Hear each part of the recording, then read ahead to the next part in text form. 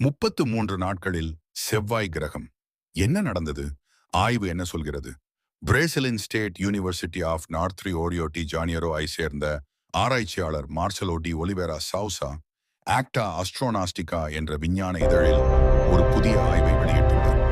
இதன்படி சுற்றுப்பாதை தரவை ஆஸ்டிராய்டு ஆர்பிட்டல் டேட்டா பயன்படுத்தி பூமியிலிருந்து செவ்வாய் கிரகத்திற்கான பயணத்தை வெறும் 153 நாட்களில் முடிக்க முடியும்.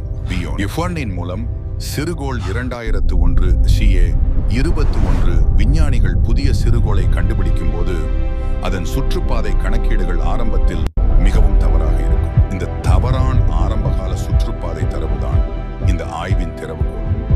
யூனிவர்ஸ் ஸ்பேஸ் டெக் சவுசா சிறுகோள் 2001 CA 21 என் முன்னறிவிக்கப்பட்ட சுற்றுப்பாதையை வரைபடமாக எடுத்துக்கொண்டு அந்த சுற்றுப்பாதை தளத்திலிருந்து 5 டிகிரிக்குள் அமையும் செவ்வாய் பயண பாதைகளை தேடினார்.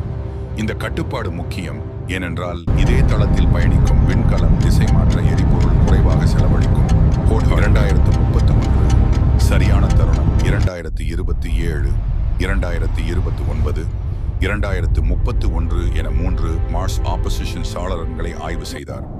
ஆப்போசிஷன் என்பது பூமி, சூரியன் மற்றும் செவ்வாய் கிரகம் ஒரே நேர்கோட்டில் வரும் தருணம். இது ஒவ்வொரு 26 மாதங்களுக்கு ஒரு முறை நடைபெறும். 2031 மட்டுமே இந்த நிபந்தனைகளை முழுமையாக பூர்த்தி செய்தது. கிஸ்மோடோ 2 திட்ட வழிகள் 2031 சாளரத்தில் 2 வழிகள் கண்டுபிடிக்கப்பட்டன. அதிவேக திட்டம் செவ்வாய் பயணம் 33 நாள்